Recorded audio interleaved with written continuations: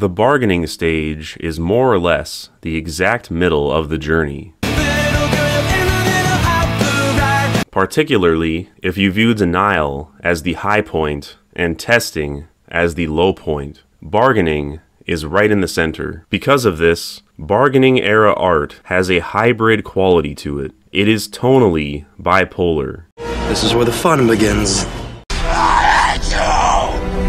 Often embracing both light and dark, both comedy and tragedy. It tends to blend the fantastical from the 80s with the gritty realism of the 90s. The media of the bargaining lands somewhere in between the vanilla art of the denial and the all-over-the-place nature of the testing era. I think this is why 2000s media is considered funny. I'm gonna put some dirt in your eye.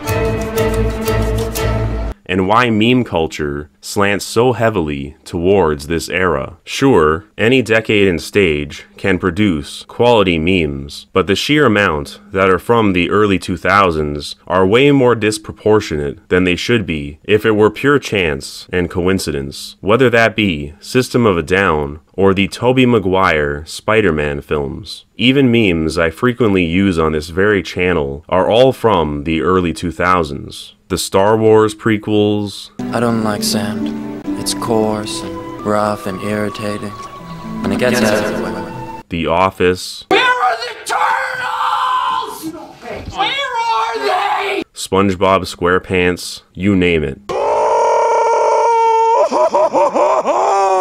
All early 2000s. The bargaining era just has a meme-like quality due to its strange idiosyncrasies. If I had to pick a genre of fiction to best reflect this era, it would be superhero or comic book-based media. If I go crazy, then will you still call me Superman? The reason I choose this is because it best reflects the combination of 80s fantasy and the gritty realism of the 90s, as superhero stories take fantastical and otherworldly characters and juxtapose them against the dark environments of the modern crime-ridden city. Anime also fits this categorization. Because of this return of fantasy elements, some may think of it as a resurgence of denial. However, it is much more self-aware. If denial is believing that the simulation is real, and anger is breaking from the simulation and rejecting it, then bargaining is more like engaging with the simulation while also being aware that it's fake. It's analogous to playing a video game. When you play a video game,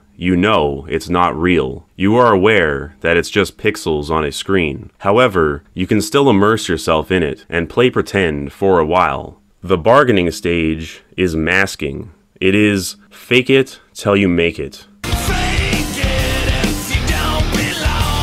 It is trying to make the most of it. It is pretending that you are okay, even though you know you aren't. This is why the 2000s are considered so emo and cringe. But honestly, it's no less of a cope than covering your eyes and ears and failing to acknowledge reality at all, or lashing out like a child throwing a temper tantrum because you want everyone to wake up. As you can see, any stage's outlook can be viewed in a negative light, but the bargaining stage gets a particularly bad rap, and I can't help but feel that this criticism is largely from people who are coping even harder than anyone who seems a bit emo. We're all scared. It's the human condition. Why do you think I put on this tough guy facade? As I mentioned before, the bargaining stage is about appealing to a higher power in order to escape the grim reality brought on by the anger era.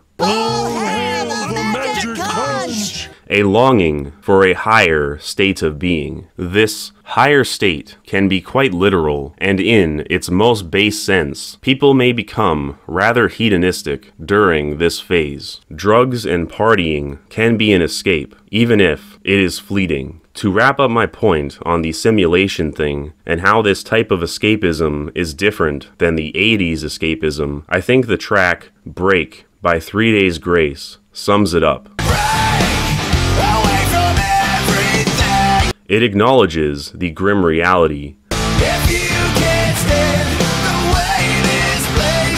but offers the solution of living it up in the now. This is a common trope of the 2000s. Life sucks, so you might as well just enjoy the moment. Since the day you're done regretting the time you lost. The phrase bargaining in itself can also be quite literal, and money and exchanges are often a huge theme in 2000s media. 62 cents! I'll take the money! While 90s media usually had stories about fighting and refusing to make compromises, many 2000s stories involve gambling and making a bet with someone. I'm in, matching his wager. Help me settle a bet! The most famous trope of this era being the Faustian bargain, also known as the deal with the devil. This is where someone sells their soul in order to gain fortune, fame, knowledge, power, or anything really. The dark side of the Force is a pathway to many abilities some consider to be unnatural. While this agreement with the devil himself may be a short-term solution, it often results in a worse outcome overall. Some may consider these deal with the devil stories cheesy, as they may come off preachy and as a warning not to do this Faustian bargain. But I think it's often less that, and more of a message about the innate human condition. It is human nature to long for an escape. In other words, these stories are not warning you that if you do this, bad things will happen, but rather, when you inevitably make a bargain of some kind, there will be consequences. Oh man, there's always a catch! And you don't even have to view this in a sentimental or moral sense, although 2000 stories often do have a moral dimension. Remember, with great power comes great responsibility. There's evil afoot! Evil! Where is it? You can also view it as a logical consequence. You play with fire, you get burnt. Being burnt isn't a moral judgment. You are not a bad person because the fire touched you. It is just the logical outcome, an indifferent law of the universe. Or, as Qui-Gon put it best, whenever you gamble, eventually you lose. Whenever you gamble, my friend, eventually you lose.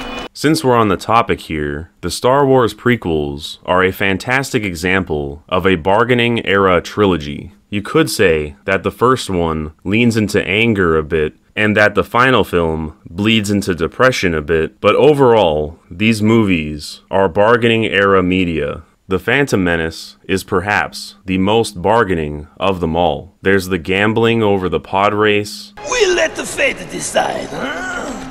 I just happen to have a chance cube here. The Queen pleads to the Gungans to help her. I ask you to help us. No, I beg you to help us. We are your humble servants. And the Trade Federation makes a deal with the devil that is Lord Sidious. They even say, we should not have made this bargain. We should not have made this bargain. Attack of the Clones is a bit more subtle, but I'd say the main bargain in this one is the use of the clone army. The Jedi do this in desperation to hold on to their power, and it doesn't end up too well in the following movie. Finally, Revenge of the Sith has the most transparent deal with the devil, where Anakin sells his soul to Palpatine. I pledge myself to your teachings. He quite literally burns in hell as a consequence. The main theme of the bargaining is delaying the inevitable. SpongeBob, you and I both know that you're just using me as a distraction so you don't have to write your essay. You can escape the fate for a while, but eventually it will catch up to you. That's just the way it has to be. Another thing that is similar to the devil trope is the genie trope. A lot of early 2000s media features an episode where a genie grants someone a wish, but then it has an unintended, unwanted consequence. I wish that the Dutchman was a vegetarian. Why have we been turned into fruits? Hey, I get a wish too. Fruit prevents scurvy! This trope is most common in this decade. I would like to add a caveat to what I said in the anger video. The bargaining stage has a playful tone to it. In some ways, it is much more joyful than the anger of the 90s. This might seem at odds with my idea of each stage getting darker. While this is broadly true, I should add the nuance that each decade alternates between what I call positive and negative charges. A positive charge decade proposes an idea, and a negative charged one refutes that idea. So the 80s denial was positive charged. It proposed a rose-tinted glasses view of things, and the negative charged 90s dismantled that worldview. The bargaining is a positive charged decade. It proposes a new idea, a new form of escape, albeit one that's less optimistic and more grounded in reality. This new proposition is itself then refuted by the Depression stage, the following negative charge decade. Depression is the hangover after the party that is the bargaining. So following this model, even though overall this cycle has a consistent downward trajectory, I can understand why one might consider bargaining more positive than anger. The 2000s is still pretty fun. I may be biased because it was the decade of my childhood, but the bargaining is my personal favorite stage of grief. And as I say this, I realize that it is quite strange to even have a favorite stage of grief. But I think, whether we consciously acknowledge it or not, we all do. The bargaining and the denial still contrast quite significantly. Going back to Star Wars, Return of the Jedi is a denial stage movie. Jabba even says, "There will be no bargain." He refuses to do so. And in the final confrontation, when the Emperor nudges Luke to give in to his anger, as in leaving denial behind and embracing anger, Luke also refuses to do this as well. Never.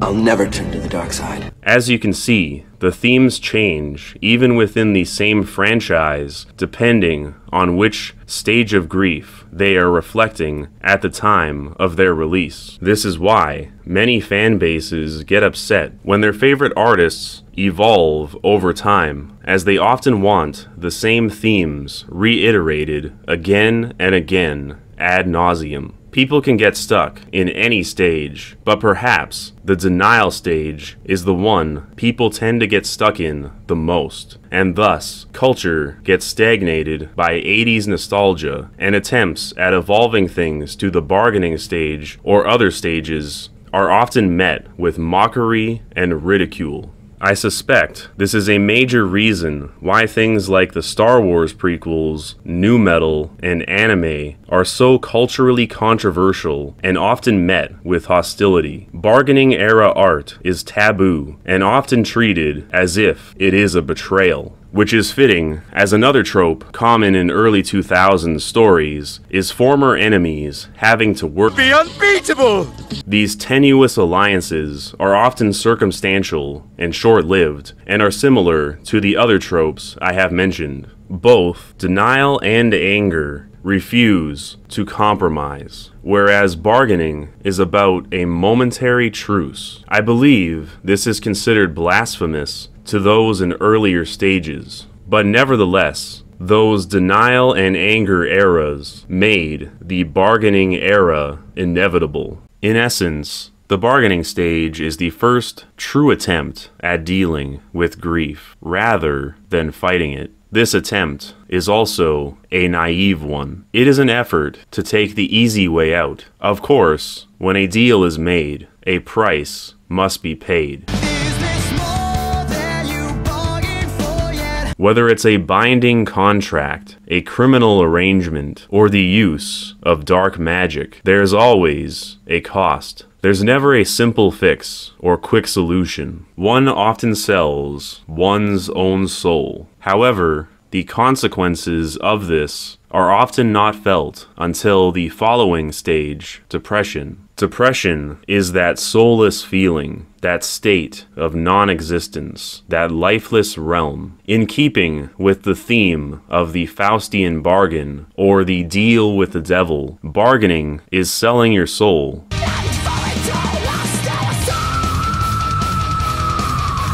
And depression is the consequence.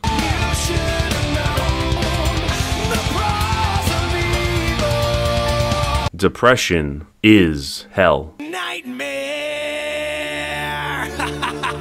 You can completely detach this from moral, spiritual, or metaphysical aspects, and it will still be true. You try to escape your problems with drugs and partying, eventually you'll feel awful, and your problems will still catch up to you anyways. Probably even worse than before. And voila, now you are depressed. The best, as well as the worst aspect of the bargaining phase is hope. This is a consistent theme of bargaining art. There's good in him.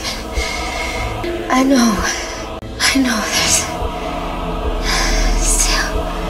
But there's some good in this world, Mr. Fertile, and it's worth fighting for. Hope is something that one holds on to throughout bargaining. The wishful thinking that even though things are foreboding and uncertain, they will eventually work out for the better in the end. I am sympathetic to this. It is something that resonates with me personally. And as I said, I love the early 2000s, and by extension, bargaining as a theme. However, at the end of the day, I know this is yet another cope. I also want to stress that it's a cope that we all do, regardless of our beliefs. I know that some religious people might find the concept of selling one's soul abhorrent, but pleading to a higher power is something fundamental to religion. And despite all my talk of the devil, the bargaining is not inherently satanic. Many Christian themes are present in the bargaining era.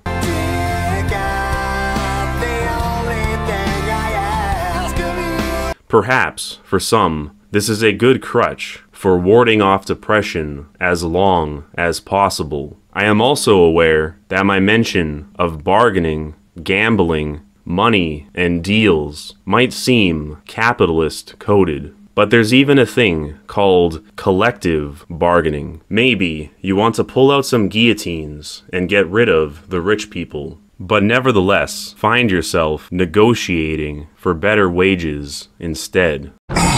Yes, the negotiator. I want to hammer the point home that this process is universal. It does not matter if you are offering your soul to God or the devil. You are still bargaining either way. It does not matter if you want your enemies to take a helicopter ride or a submarine ride. At some point, you are going to be forced to compromise with them, or likely already have begrudgingly. One can only boycott reality for so long. I suppose it's only fair, since I critiqued the boomer generation in the 80s video and Gen X in the 90s video, that I follow suit and make fun of millennials in the 2000s video. This is quite an easy thing to do, and if I dare say, is quite the low-hanging avocado, as millennials are possibly the easiest generation to make fun of. It is also quite easy to see how the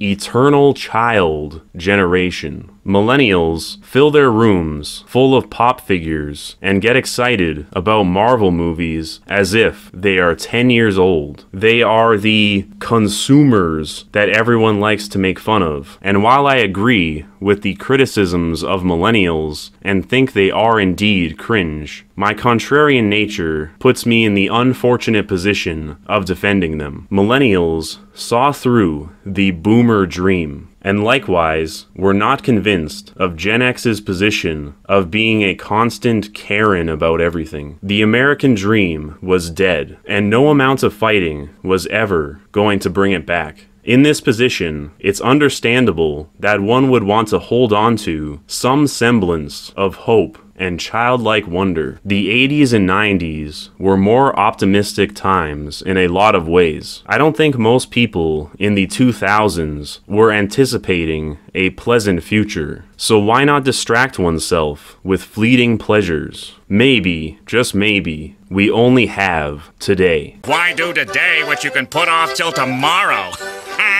Unfortunately, most millennials still did have to face tomorrow, so their YOLO attitude backfired in the long run. What is today but yesterday's tomorrow? If there is a film that best demonstrates the sheer utter cringe of millennials and the death knell of the bargaining era, it would be Scott Pilgrim vs. the World. Here, you can see this self-imposed simulation on display. It is a gamified story full of references to pop culture. It also very much touches on that comic book / anime theme that I mentioned previously. Scott Pilgrim believes himself to be a superhero, but in reality, he is just a loser. The simulation of the denial era was a collective one that all the people were united in believing. The simulation of the bargaining era is an individual one. Scott Pilgrim has main character syndrome. In fact, all the characters have an inflated sense of self-importance.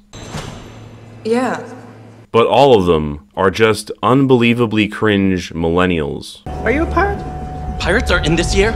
I can only imagine how unbearable this would be to watch if you removed the stylish anime transitions and video game boss fights. All these characters think they are the coolest person who ever lived inside their own heads, when in reality, they are about as cool as a BuzzFeed journalist. If the boomer generation's worldview was fostered by television, millennials were corrupted by the internet. The internet allowed them to create echo chambers and exacerbate their main character syndrome. Obsessed with followers and clout, they could pretend to be superheroes by picking small battles, easy wins, supporting popular causes in order to receive validation from their peers, and a dopamine hit from seeing numbers on a screen go up. We have to provide food and shelter for the homeless, and oppose racial discrimination and promote civil rights, while also promoting equal rights for women. This is why, in the 2010s, millennials were given the mocking moniker of social justice warrior. They were LARPing as superheroes in their own little virtual reality. In the real world, they were accomplishing nothing at all. As surprising as it is to hear nowadays, back in the early 2000s, millennials were relatively apolitical. They were pleasure seekers, living in the moment. And in that sense, they never really changed. But the world around them did. The hangover after the party had arrived, and it became increasingly difficult to maintain self-delusion and continue living in that artificial reality, even if it was one that you created yourself. It becomes difficult to hype yourself up and be excited to party when you see how awful many people can be, and the cost of this partying lifestyle begins to exceed your budget in an inflated economy. You also can't enjoy your favorite forms of entertainment the same way that you did as a kid, as the messaging has become more overtly political, and you may even begin to notice your nostalgia for old favorites is tainted by the more subtle messaging that went under your radar when you were younger. Finally, everyone just decided the simplest way to pleasure seek in this brave new world was to just doom scroll on your phone. People suck. Everything is expensive, and there's nothing good to watch on TV. Might as well skim through brain rot on social media and participate in online drama. Of course, even this becomes highly politicized. You get to enjoy your 5 minutes of hate on Twitter. That is your catharsis. I know it's considered cliche to reference 1984, but the only love is love for Big Brother. The only ecstasy you can experience is celebrating the rule of the party. You can only celebrate the current thing. You are allowed no other fun. You are not even allowed to escape into your own little virtual fantasy. You will be reminded of Big Brother no matter what. Whether you are watching something on a streaming service or scrolling on social media, your screen, which formerly was an escape from reality for a while, is now the biggest reminder that there is no escape. There is an interesting trend of 2000s nostalgia regarding something called Frutiger Aero. Frutiger Aero is an aesthetic that mostly involves the design of web backgrounds and apps back in the early 2000s. Although this also extends to other art, entertainment, and media of the time, even including more mundane things like soap bottles and advertisements. This aesthetic combines nature with technology, much like solarpunk, though more on the nature side, because in the Frutiger Aero aesthetic, the computer itself functions as the technology aspect. People are now genuinely loving this aesthetic and lament how boring and minimalist browsers and apps have become since. People are longing for this maximalist and appealing natural look of Frutiger Aero. I see this as extremely telling. These Frutiger Aero fans want to be able to enjoy their virtual reality helmet once again, since the simulation has gone sour and is no longer fun. People reminisce of a time when they could hide in their own bubble. Today, even people's own bubbles have been infiltrated. There is no reprieve anymore. A while back, I saw a comment that stuck with me. That being that in the early 2000s, people went on the internet to escape from the outside world. Now, people go outside to escape the internet. Frutiger Aero nostalgia is a yearning for the time when the internet was actually an escape. Back when the internet was full of flash games and creative and original amateur videos. Well then, How to Be Ninja is a DVD for you. When it was genuinely fun and alive. I don't think that people just simply like the Windows background of a green hill and blue sky that much, or are completely enthralled by pictures of fishes and bubbles. I think that these people are more likely feeling sentimental about more simple and enjoyable times. These people used to play the Impossible Quiz and watch Potter Puppet Pals. I found the source of the ticking! It's a pipe bomb! Yeah! But now, they complain on Twitter and watch 100 videos about how woke Star Wars is now. The internet is just not fun like it used to be. It is no longer possible to ignore the outside world and live in your individual virtual bubble, which leads us to the depression stage. The inevitable cannot be delayed any longer. All hope is gone. With nothing else left, you give up. The 2000s had a resurgence of fantasy and 80s nostalgia, but kept it at a distance, often taking place in the real world, but utilizing imagination or technology in order for the fantasy aspect to be more grounded and realistic. A common theme of the bargaining 2000s is playing God. So these fantasy simulations are knowingly human created in the narrative, and therefore it has a self-awareness that the 80s denial era did not possess. Playing God is perhaps best demonstrated by 2000s video games. You could create levels in Little Big Planet, use the cities of Grand Theft Auto as a playground to do whatever you want, be a rock god in Guitar Hero, or be a nearly unstoppable superhero in many other video games. Music in the 2000s also has no shortage of the playing God theme.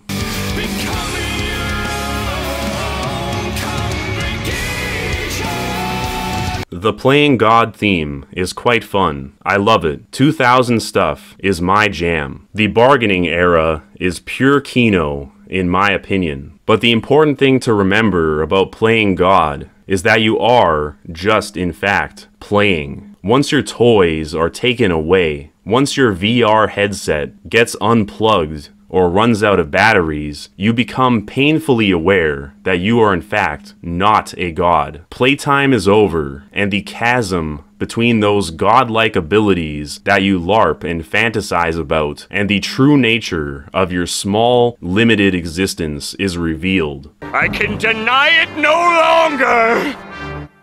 I am small. This is the depression stage, where you can no longer play God. You feel so tiny and helpless, just hollow. The deal with the devil concludes, and he comes to reap your soul. There is no one left to bargain with, and no means of escapism. You are condemned to this gray goo world. There is color no more. Nausea ensues as we enter the 2010s. Game over. Next time, we will discuss the depression stage of the 2010s, from the zombies to the Zoomers, where the screen that once gave us solace and joy becomes nothing but a black mirror. Our acculturation continues.